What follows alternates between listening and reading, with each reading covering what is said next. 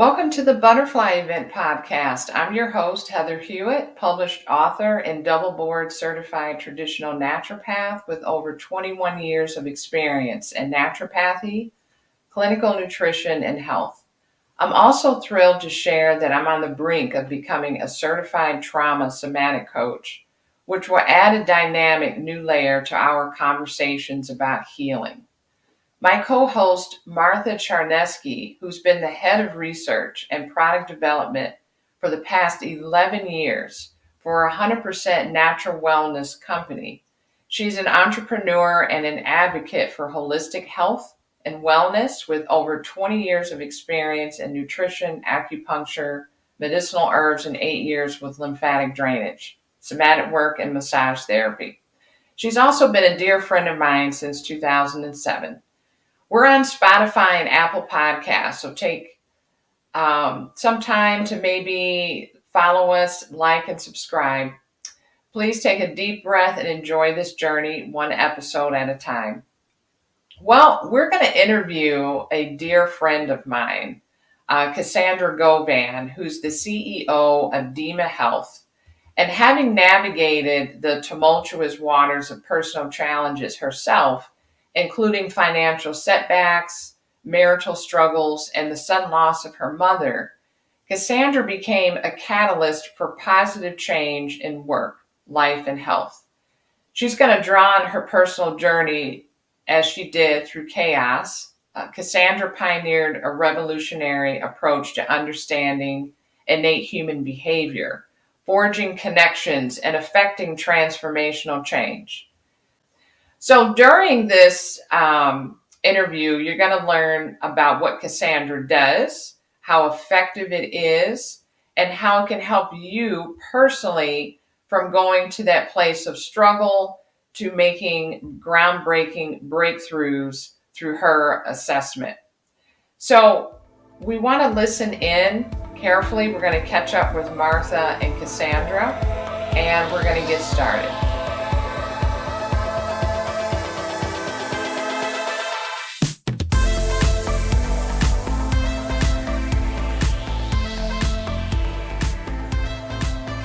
Welcome, the Butterfly Event Podcast. I just want to introduce my co-host Martha and also a dear friend, Cassandra Govan.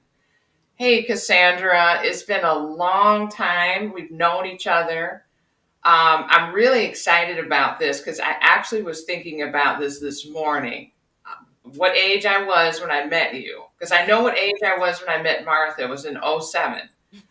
But I was thinking about this, and I'm not 100% sure, except for what, at least I was 7 years old when we met. I was thinking 7 too.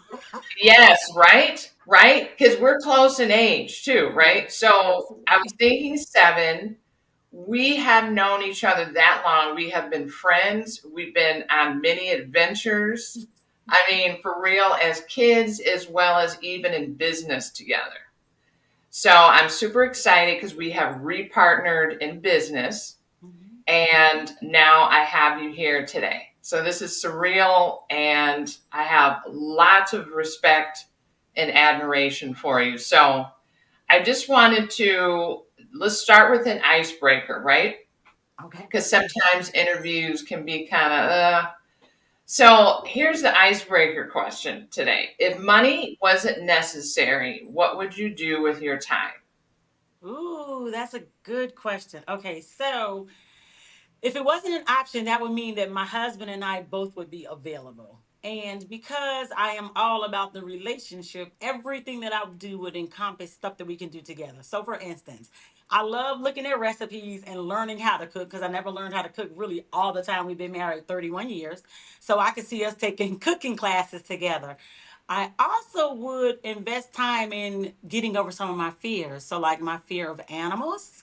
I had a fear of swimming that my husband helped me get over. So those types of things. And then, of course, most people like to travel. So that's, I guess, inevitable, you can say. But I would say everything that I would do, it would involve how can my husband and I cultivate our relationship and build it better together more if we didn't have the distraction of having to make money.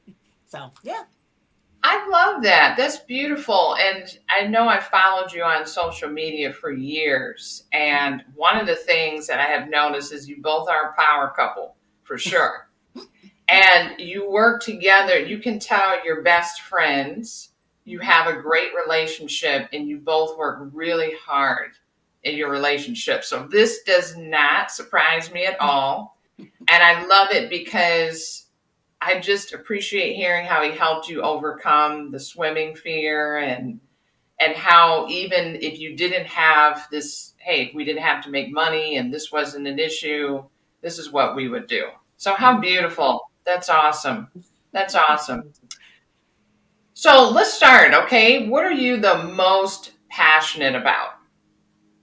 Well, as I've gotten older, I realized that my passion probably comes from helping people. And I look at that differently compared to how I was professionally and personally when I was younger, young adult included. But now that I've come to really know who I am as a person, I do recognize that I have a huge volunteer spirit. And that volunteer spirit encompasses my life both on a professional level as well as even on a personal level regarding like my spirituality, right? Things that I like to do as far as recreation or with individual social interaction. So I'm the most passionate about helping people, but from a professional standpoint, helping people to understand themselves better. That is what I'm the most passionate about. Oh, I love that. Man, you said a lot. And you said a lot. And one of the things I really appreciate about our relationship, which is very similar to Martha and I's relationship, is that we all are part of the same faith organization. We have a similar faith. And also, we are passionate about helping people. We all Mm-hmm. have that in common. We help people not only in a secular way, with health and whatever, as you mentioned professionally, but also with our volunteer work. We're Mm-hmm. all three do that, are involved with that. And that's Exactly. how I know that all of us align so similar is that of course we need to make a living. Of course we want that intrinsic reward and extrinsic reward from working. But what truly drives us, as it does you, and I love this so much about you, and you're passionate about it, is helping other people. Yes. And then seeing the rewards from that and seeing the transformation happen with that. That is truly beautiful. Thank Really you. nice. So, and you covered a lot of your personal, what you feel and how you help people. So, can you tell us a little bit about yourself and what you do for your career? Okay, so a little bit about myself. My background actually is in fitness and nutrition. That's how Heather and I ended up partnering years ago. And what I do now is I actually use technology. I own a SaaS, software as a system company, which is a tech company.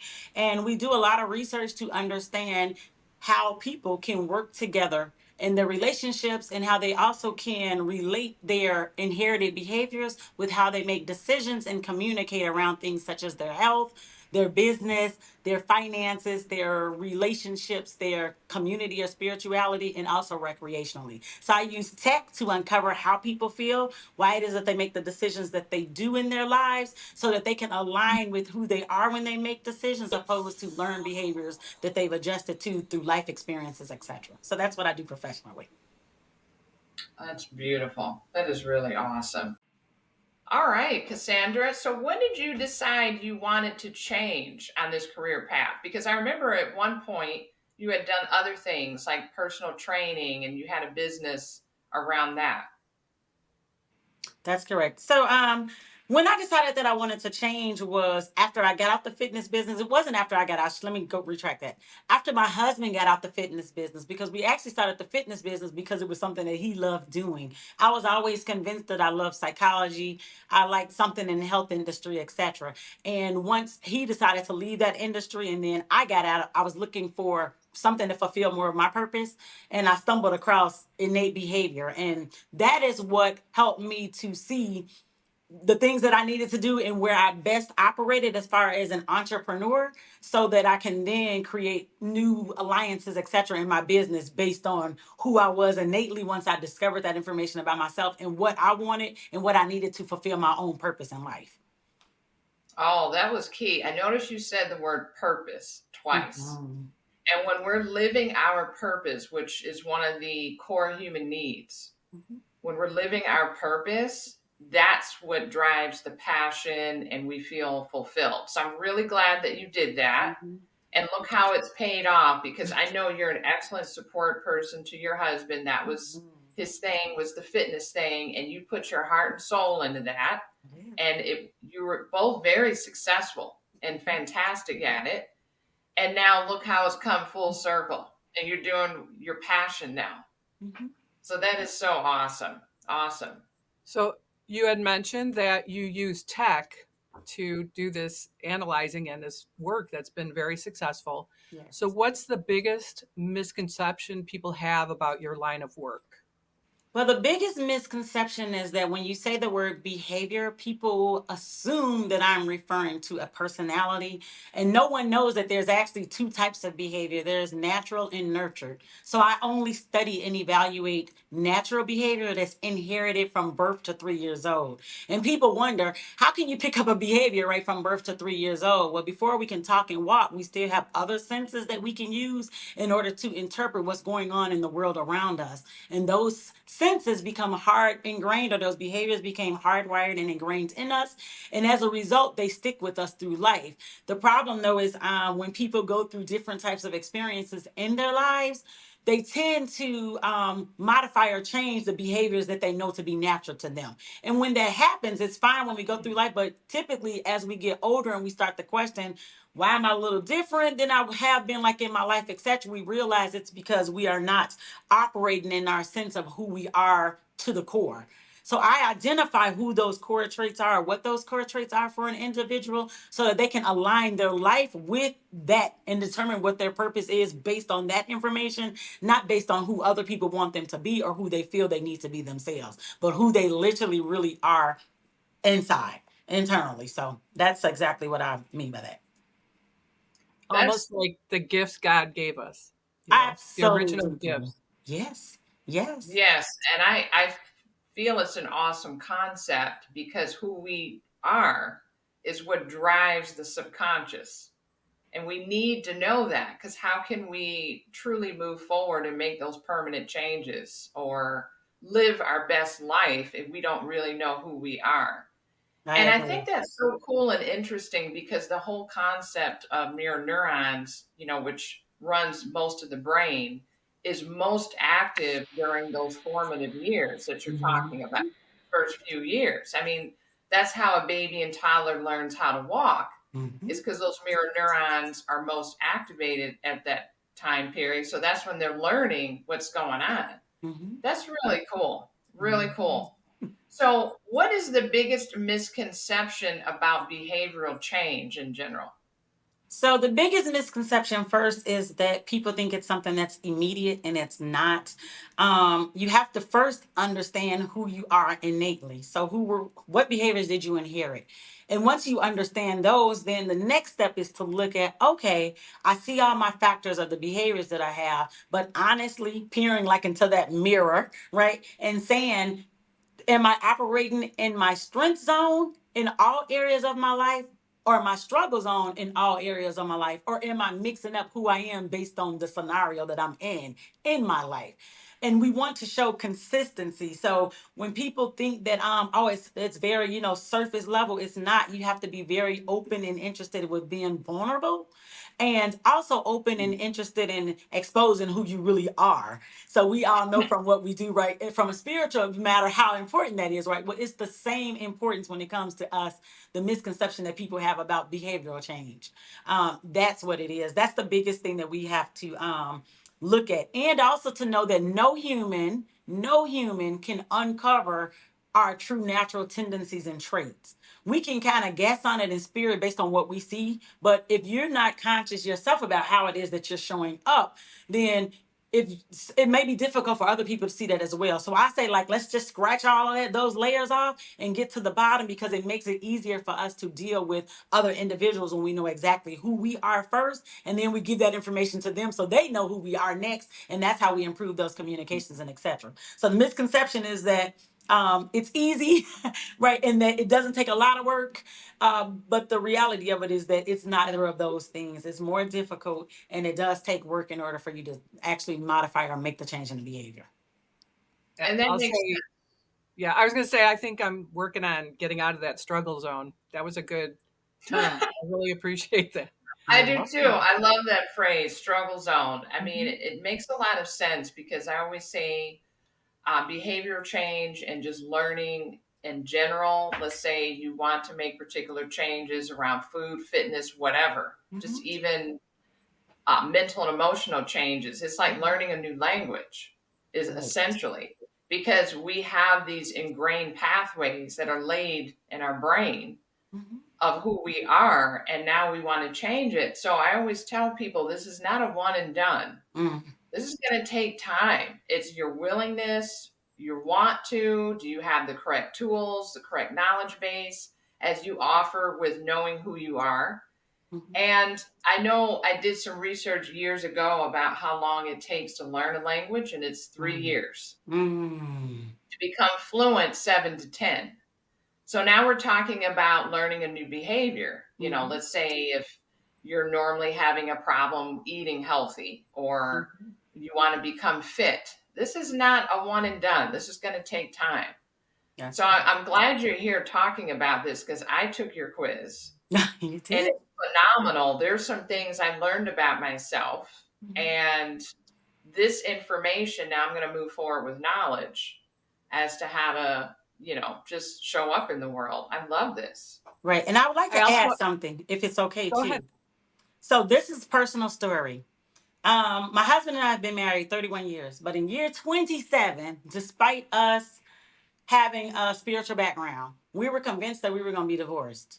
So on the inside of our homes, that's what was going on. Now, at this time, I was literally studying behavior. The problem is my husband had taken the assessment, my kids had taken the assessment, but I never looked at his results. I looked at patients' results, but never his. So for our anniversary, we decided, hey, okay, we clearly are at our breaking point. It doesn't feel like we're gonna make it through another anniversary. So let's do this. Let's kind of scale back, and instead of doing gifts and these fake trips that's not gonna do anything for us, let's look at our behaviors to see if it's something that's there that maybe can save our marriage because it just wasn't working. When we took the test, what I have literally, I thought it was charming when we were young, and he thought it was charming about me when I was young. But when we looked at our assessment, I promise you, it stood out like a sore thumb. My husband saw in my assessment that it said I was extremely take charge. And everything we ever fussed and argued about was about me being in control. Like I always wanted to take the bull by the horn, right? And like direct it. And I kept feeling it feels like it's who I am. It came so naturally that I didn't think it was something that I could change. And then for him, the issue always was you're so outgoing. Sometimes you act kind of naive. You put us in these situations that make me uncomfortable as a woman. But he was very communicative and very outgoing. So it was like there was nothing I can change. Once we saw that about each other, we were convinced that okay, the things that we argue about, we really cannot change it, but we were in the struggle zone with it, right? So my control and manipulation and stuff tactics came out as a struggle in my behavior, and that is what he was seeing. And then I saw that struggle zone for him. So once we started working together on our behaviors to align our strengths with who we were, and then how it worked in our relationship and having those conversations, the conversations never came up again. It literally like solved that problem instantly. You diffused it completely. Yes. Wow. Incredible. Because we can now prove the why. So we all know put on a new personality, but sometimes that can be a very difficult thing if you don't know what's driving the personality. Yes. Yeah. So Yes. we were able to identify that and now turn that around again to use as a strength in our relationship, but also making me more open to how I deal with other people since it comes across so naturally. To make Mm. it so I'm more, approachable, etc. And some of those other things that we need to be great volunteers, and great business people in general. So I just wanted to share that with you ladies. I love that. You That peel was it's like that peeling was the onion. yeah, that was a fantastic story. I appreciate that. Yes, Wow. Yeah, that's very powerful. It's very telling. I could see how that would really help too. Just knowing. And then absolutely. you can have empathy for each other that this isn't something vindictive going on. This is something innately happening. Correct. Yeah. Awesome. Right. Very And good. it sounds like you're a living proof that your work is success. It's like you're 100% living example of that. So Yes. what motivates you and keeps you going in your work? So my motivation is based on creating innovative solutions that positively impact people.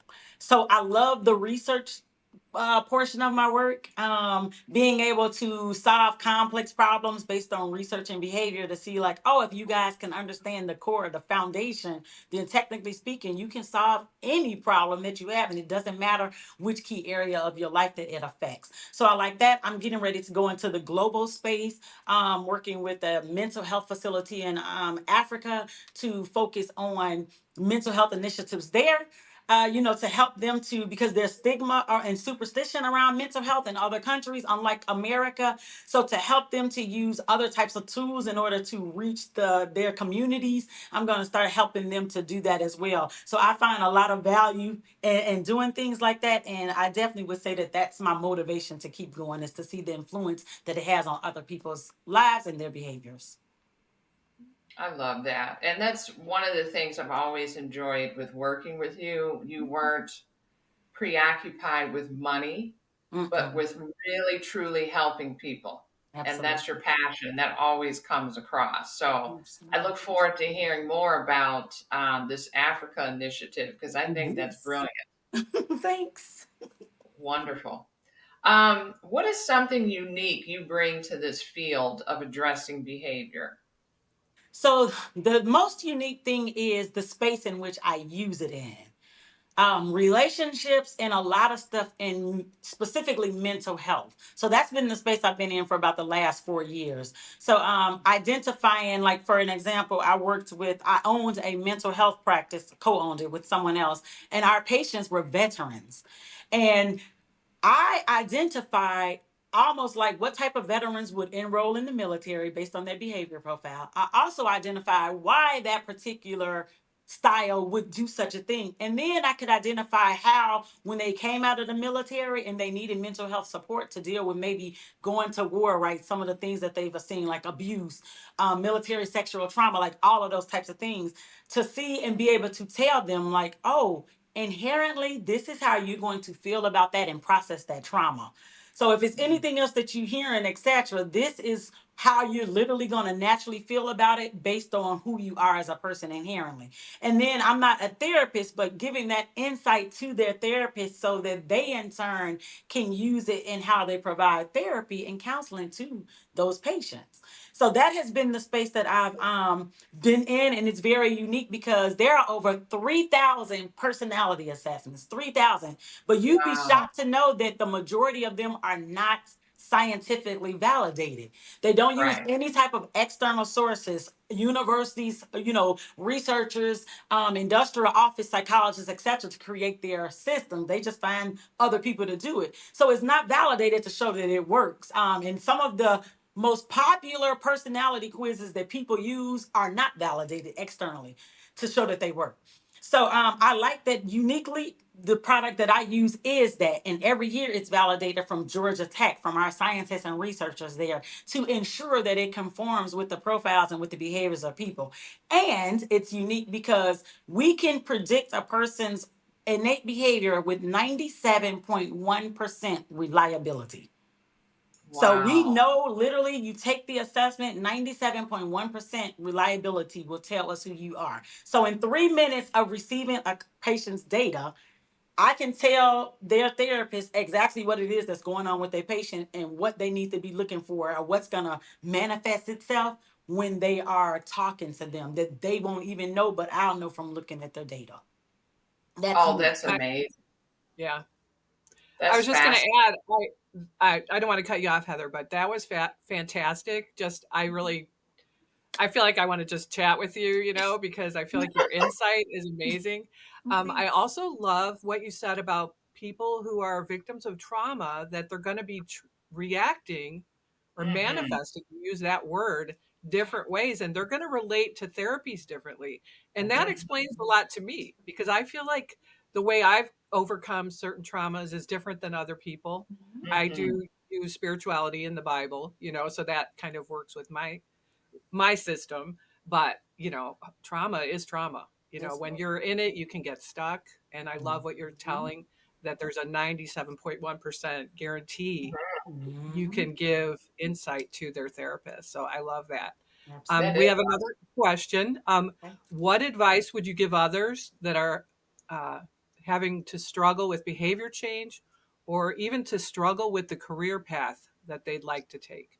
So that's a good question. So my product is one of few products literally that can tell a patient or a person what top 5 jobs they actually could do naturally without any experience. So if they're like, oh, I think I want to go to get a degree in, say, let's say accounting, it literally would tell them if an accountant was like their top 5, which means it's natural to them. It's not something that they have to think about hard. It will also tell them even the desired task that they need to do in a job. So companies look for soft skills. So you have your behavior traits, but also you have like, okay, me. I need a position where I can take the lead, right? I need a position where it allows me to be creative. So all of those types of things. So based on that, that is how they can align who they are inherently Mhm. with the types of positions or the career path that they should take. Now, what is also interesting is I can even tell a person if they are naturally an entrepreneur or where they're going to have struggles that if they decided that they want to kind of leap over into this type of position right in their life, a role in their life, and then show them where you're going to struggle possibly or have some need some coaching at as far as being entrepreneur versus will not. So if you're having a struggle with the behavior change, a lot of times it's because you can't identify which behavior you're having the struggle with.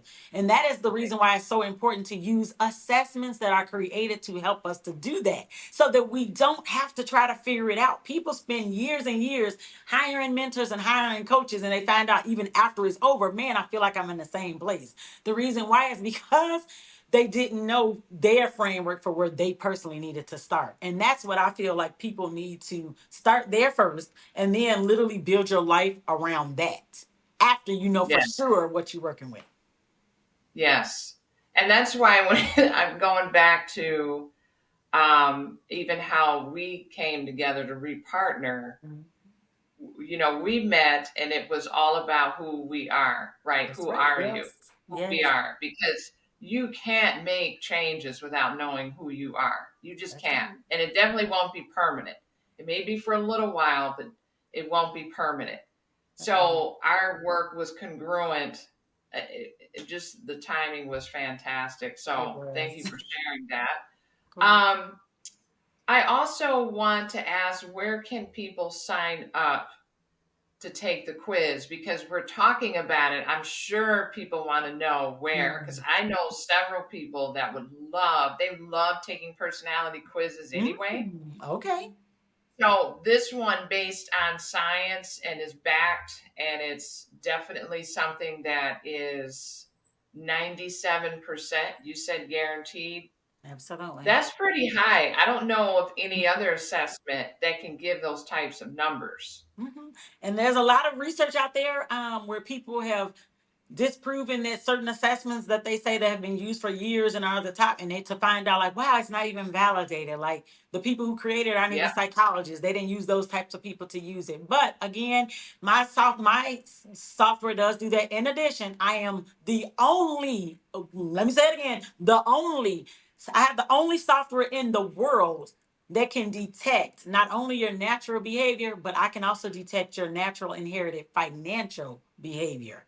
So for people who are kind of Mm, confused about how they spend money, what they do with money, how they want to save money, I have literally the only financial personality behavior assessment in the world that can detect how you feel about money. that's fantastic because you and I had addressed this before in the past because I had, for 4 or 5 years, very focused attention into addiction, in particular, ultra Mm. processed food addiction, alcohol addiction, because I was at Reframe for a while, alcohol and drug addiction. And honestly, that's really important, the financial piece, because what I saw were people stopping behaviors around alcohol, drug, food, screen addiction, whatever your addiction is. But then they picked up the financial weakness was there, and Yeah. there was an issue there. And that's what we tend to do if we don't know who we are, our inherent, and know who we are. Yeah. These Agreed. addictions will rotate. They'll pass, they'll transfer. Addiction transfer is real. Yes, it I even does. love addiction and going from relationship to relationship. So financial piece is a crucial piece for Absolutely. sure. Yeah, I was going to say, and I feel this is kind of possibly a symptom from the years of COVID, being in your house and all you're doing is Mm. looking at devices. Look at how much advertising you're subject to if you are on any social media. Mm. And it's very, you have to just say, I don't want to see this ad anymore. I don't want to see this, Sure. because they'll keep flooding you. And then you're going to buy things that you have to buy in addition to your house just to put all the Amazon boxes in. Agreed. So it's a real thing. It's a real This is problem. And true. I really needed my own Amazon truck. It What? was, it was just bad. Yeah, it was bad Oh, for right. sure. You don't but we're realize doing better. That's improvement. Okay. transfer I'm going around. to Oh take yeah, your quiz. You for should. sure, for sure. You I mean, should. once you know and you can recognize what it is and what's going on, yeah. So I'm glad you brought that up. Yes. Martha, do you have anything you'd like to say, closing words? I just have a question. Do you have an office or do you do online help Oh, with got it. people or? So I have an office. I have office space throughout I live in Atlanta, so throughout Atlanta office. So I do co-working spaces so I can meet with people in person there. Majority of my work is done online and I primarily work in the government space. However, through my passion project, as I call it, it's called Real Cake Vibes. That's when I do more individual or couples coaching, etc. But my full time space is primarily in government contracting and grant space. Okay, so you asked me where can individuals take the quiz. So I encourage everyone to first start by taking the 5 question behavior quiz, and you can get that at bit.ly/who am I quiz. And that would be the first step. And then after you complete that quiz, it will tell you what to do next if you're interested in taking the 46 question behavior assessment. Okay. And Cassandra, thank you. This has been awesome. And is there anywhere on social media that you recommend people look for your information? Well, I am the most active on LinkedIn, and it's just my name, Cassandra Govan. And if you are on Instagram, I am Coach Cass. So that would be the 2 places. Sounds good. Wonderful. This has been so enlightening and inspiring, Cassandra. Every time I talk with you, I'm always inspired and I always like, let's get it in. Let's do it, right? Let's do it. Thank you for sharing wonderful things about yourself, your journey. You're passionate about helping individuals. The scientific assessment is just fascinating. It really is. And I took it. I sent the link to my husband. I'm just waiting for him to take it because you can also put it together, chart it together, and you can Yes. see how compatible you are and your strengths and weaknesses side by side, and even with families, which is really cool. You Absolutely. could probably do that with friends, right? People that are in friendships and all those things. It's a wonderful invention. It really is. So thank you for being here today. Thank you for And having me. yes, we'll probably have you on in the future again. So thank you. All right. So as this wraps up today's episode, we got to meet an amazing dear friend and relationship innate behavior expert, Cassandra Govan. She shared wisdom into behavior and how we can leverage insights we learned from her science-based behavioral assessment and live a fuller life and live our passion because of that. Remember, the journey of emotional mastery is just that, a journey. And by understanding the science of our brains and implementing these tools, we can navigate our emotions with grace and resilience. If you find you need more support, would like to take Cassandra's quiz or one-on-one coaching, please visit my website. And then fill out the contact information at heathermhewitt.com. If you found this episode enlightening, please share it with someone who might need it. And don't forget to subscribe for more insights on your mental well-being. Remember to embrace the change and discover the beauty of transformation, and embrace your inner butterfly. Bye.